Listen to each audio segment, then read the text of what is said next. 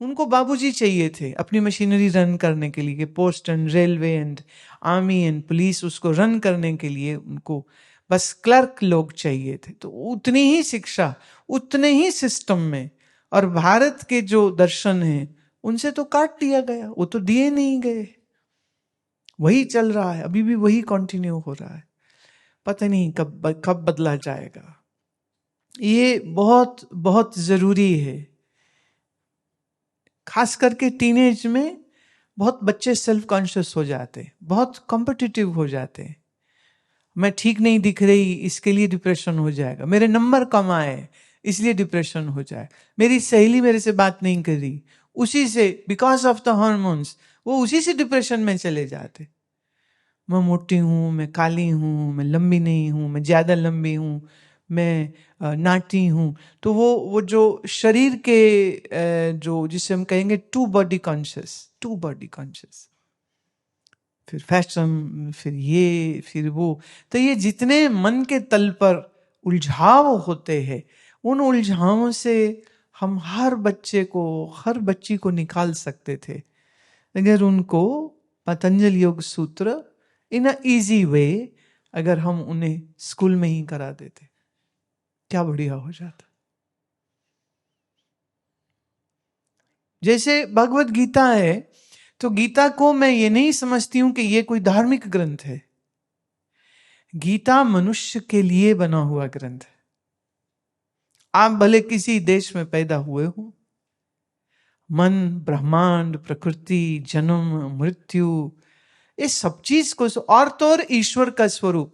आप किसी और मजहब की किताब उठा लीजिए, वहां आपको यह विषय नहीं मिलेगा कि ईश्वर क्या है। ईश्वर गुस्सा कर रहा है, ईश्वर नाराज हो जाता है, अगर ईश्वर उसकी उपासना न करो तो जहन्नुम में डाल देता है, डरा रहा है, अगर नाम लेगा तो उसको जन्नत में भेज देगा। विज्ञान कहाँ है? गीता विज्ञान देती है, उपनिषद विज्ञान देती। तो बुनियादी प्रश्न उठाती, पहले ईश्वर है ही क्या? किसको हम ईश्वर कह रहे हैं? राम है, कृष्ण है, कौन है? राम कृष्ण है तो कैसे हैं?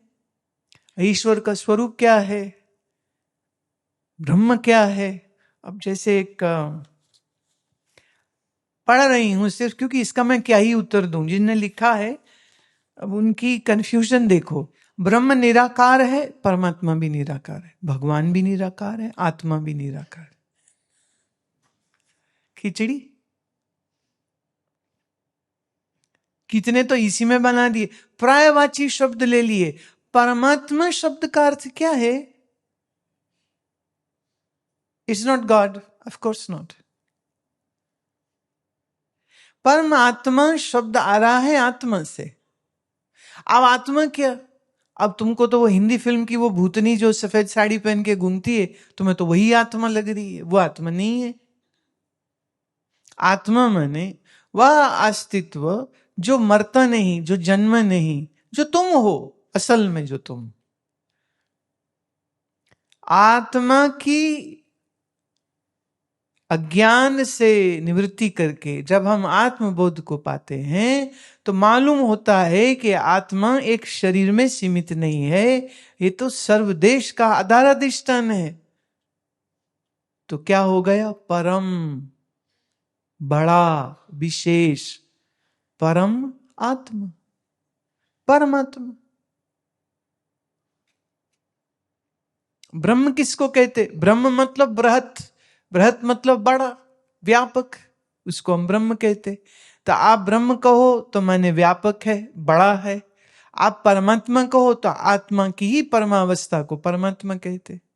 ईश्वर किसको कहते? जिसमें ऐश्वर्य है। ऐश्वर्य मतलब शक्ति है, उसे हम ईश्वर कहते। हर शब्द का अर्थ होता है, पर ना पता हो तो फिर कुछ भी लिख दो। पूछते हैं भक्त किसकी भावना करे? सब सगुण या साकार भी हो सकते हैं, लेकिन ज्ञान दृष्टि, यथार्थ दृष्टि से भी ब्रह्म, परमात्मा, ईश्वर, भगवान, आत्मा सरगुण शरीर वाले भी होते हैं। जैसे कि संसार, ब्रह्मांड या ब्रह्म शरीर ही है, या ब्रह्मांड में जो गुण है वो सब परमात्मा के ही गुण है, या इस प्रकार से परमात्मा है या तो ब्रह्म सरगुण है कि निर्गुण है।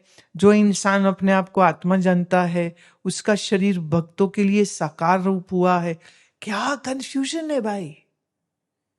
तो ये जिनने प्रश्न लिखा है, यश भैया कहाँ हो, तुमने लिखा नहीं शहर, ये देखो मैं कैमरा में ही दिखा रही हूं, ये है भगवत गीता, इसको आप मंगाइए और इसको जब आप पढ़ना शुरू करेंगे तो एक एक शब्द का अर्थ समझ लग जाएगा।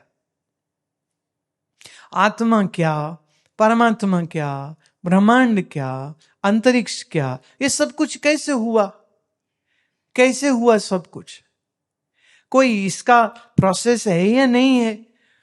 प्रोसेस है तो क्या है। एग्जाम्पल ले लेते हैं। ये जैसे इसमें मैं एक श्लोक रैंडमली में उठा रही हूं। इसमें अर्जुन एक प्रश्न पूछते हैं, अपरम भवतो जन्म परम जन्म विवस्वतः कथमेत द्वितीजानियम त्वमादो प्रोक्तवानी थी। अर्जुन कहते हैं कि हे भगवान, भवतः आपका जन्म तो अभी अभी हुआ, हम अपने सामने देखते हैं, और आप कहते हो आपने सूर्य को ज्ञान दिया। सूर्य अपरम विवस्वता, सूर्य का एक नाम विवस्वता। वो कहते हैं सूर्य तो बहुत पुराना है, सूर्य तो कब से है, तुम्हारा जन्म तो अभी हुआ, आपने ये कैसे कहा कि मैंने ही ज्ञान सूर्य को दिया था। ये अर्जुन का प्रश्न है। ये जो योग का मैं आपको परिचय दे रहा हूं, वो योग का परिचय श्री कृष्ण कहते हैं कि यही ज्ञान सूर्य को दिया, सूर्य से फला ऋषि को गया, फिर व्यवस्थ को गया, फिर इसको गया, फिर उसको गया, आज मैं तुम्हें वही ज्ञान दे रहा हूं। तो अर्जुन कहते हैं तो बात समझ नहीं लग रही। कुंती बुआ के मैं पुत्र, तुम्हारी बुआ का मैं पुत्र, और तुम्हारा जन्म मेरे से थोड़ा ही आगे पीछे हुआ है, तो तुमने सूर्य को ज्ञान कैसे दे दिए। तो भगवान उत्तर देते हैं, श्री कृष्ण कहते भगवान उवाच बहुनी में व्यतीतानि जन्मानि तव चार्जुन तान्य हम वेद सर्वाणी ना त्वम वे तत्परंतप। मेरे कई जन्म हो चुके हैं, तेरे भी कई जन्म हो चुके, मुझे सब याद है, तुम्हें याद नहीं। तुम्हें याद नहीं, मुझे याद है। इसलिए मेरा जन्म कब कब हुआ, किस किस शरीर में हुआ, और जब जन्म नहीं था तब मैं किस रूप में था, अर्जुन तो वो भी जानता नहीं है मुझे।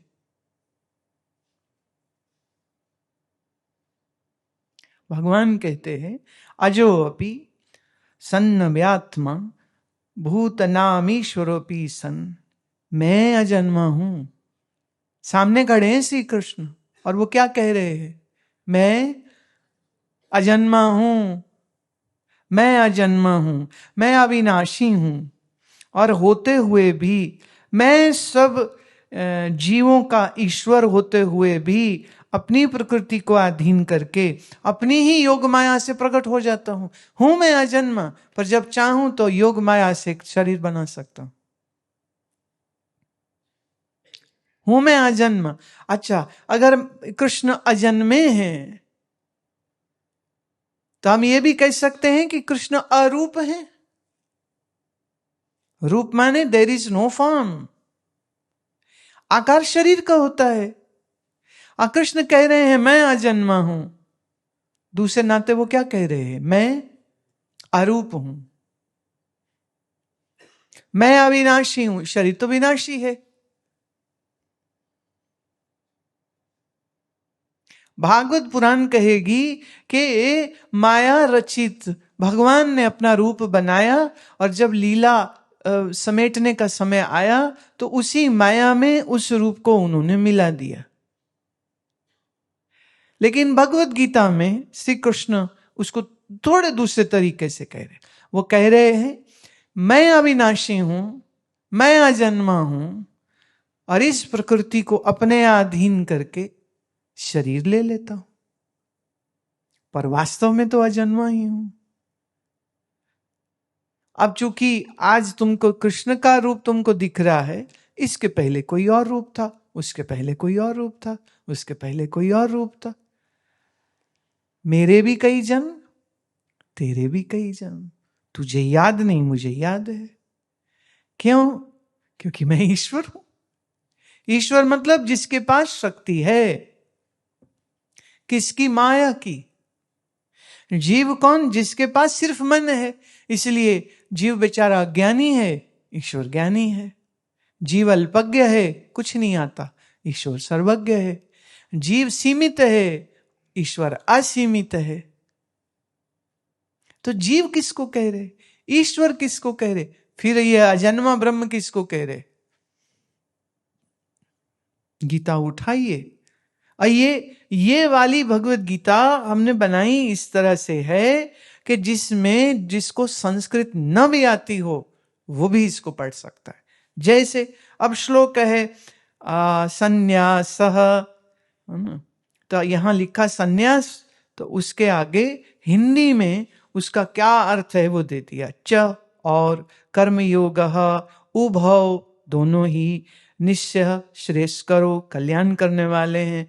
तू किंतु तयो हो, उन दोनों में से कर्म संन्यासात, कर्म संन्यास से विशिष्यते श्रेष्ठ है। एक एक शब्द का अर्थ दे दिया, कोई कंफ्यूजन नहीं रहनी चाहिए। तुम अपने आप को कैसे सनातनी कह सकते हो अगर गीता नहीं आती है तो? खाली घंटे बजाओगे, तिलक लगा के आ जाओगे, बहुत अच्छी बात है, शुक्र है इतना भी कर रहे हो, शुक्र। क्या घर घर में गीता नहीं पढ़ी जानी चाहिए? क्या माता पिता बच्चों को साथ में लेकर के श्लोक बाई श्लोक रोज के 5 श्लोक भी कर लें? ये ही संस्प्रजा भोगा दुख योनया एवते आद्यंतवंतः कौन्तेय न तेषु रमते बुद्धः। अब एक बार खुद बोलो, एक बार बच्चों को बुला लो और फिर बता दो। कौन्तेय माने कुंती के पुत्र। इंद्रिय और विषय के संस्प्रजा, जिसका स्पर्श करके बोध होता है और संयोग से, इंद्रिय और विषय का संयोग माने आंख ने रूप देखा, आंख से रूप देखा, कान से शब्द सुना, नाक से खुशबू ली, जीभ से स्वाद चखा, छू के कोमल कठोर जाना। तो हमारी इंद्रिय उस विषय को स्पर्श करती है तभी तो उसका बोध होता है। अगर स्पर्श नहीं करे तो बोध कैसा होगा? इसीलिए संस्प्रजा, जिसको स्पर्श करने से बोध होता उसी को संसार कहते। आद्यंतवंत, आदि और अंत वाला है। दुख योनया, दुख का घर है। लो, संसार में हैप्पी गो लकी है, 10 करोड़ रुपया आ गया, ये गाड़ी आ गई, ये घर आ गया, ये बंगला आ गया, हम तो बड़े क्या बोले टॉपो टॉप हो गए। भगवान कह रहे आदि और अंत वाला है ये संसार। एक समय पर पैसा नहीं था, अब आ गया। आ गया तो हमेशा बना रहेगा? रहेगा क्या?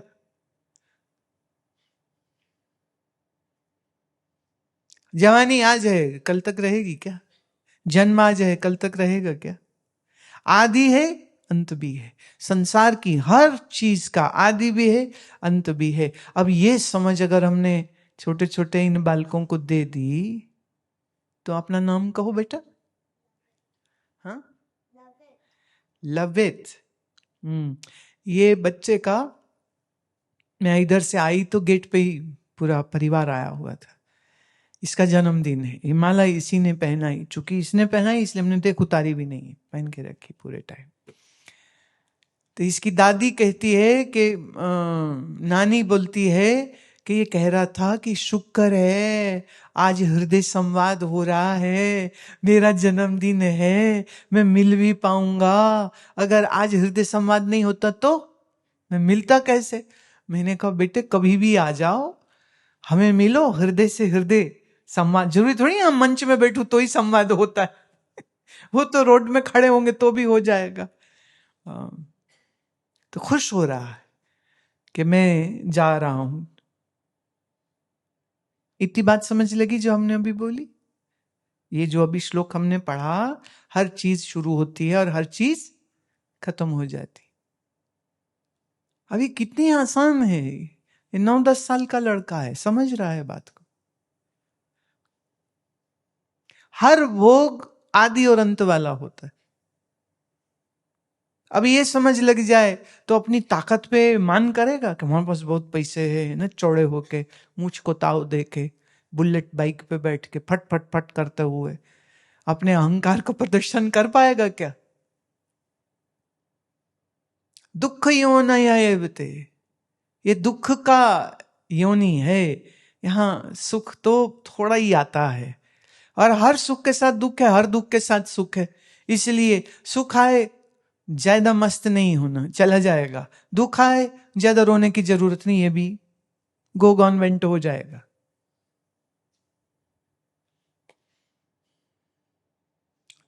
भगवत गीता जिनके पास ना हो वो ले लो, ऑनलाइन प्लेटफॉर्म से मंगा लो, वहां भी है, आश्रम में भी है, हमारे जहां सेंटर है वहां भी है।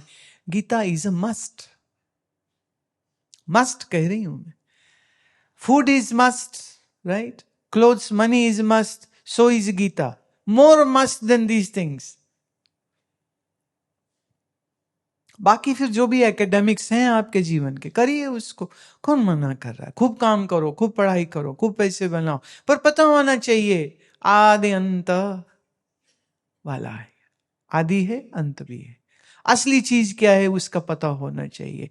तो भगवत गीता आपको आपके जीवन से परिचित कराती है, जीवन में आ रही मुश्किलों से कैसे सामना करना है उससे परिचित कराती है। सुखाय दुखाय समय कृत्वा लाभ लाभो जया जयो सिखाती है। सुखाए तो पगलाना नहीं, दुखाए रोना नहीं, बराबर से देखो इसको, ये सब चेंजेबल है, सब बदल जाएगा। इसमें जो नहीं बदलता है वो ही परमात्मा। इसीलिए परमात्मा के साथ मन जुड़ा रहेगा तो संसार के परिवर्तनों के बावजूद तुम्हारा मन एकदम मजबूत रहेगा, तगड़ा रहेगा, अच्छा रहेगा।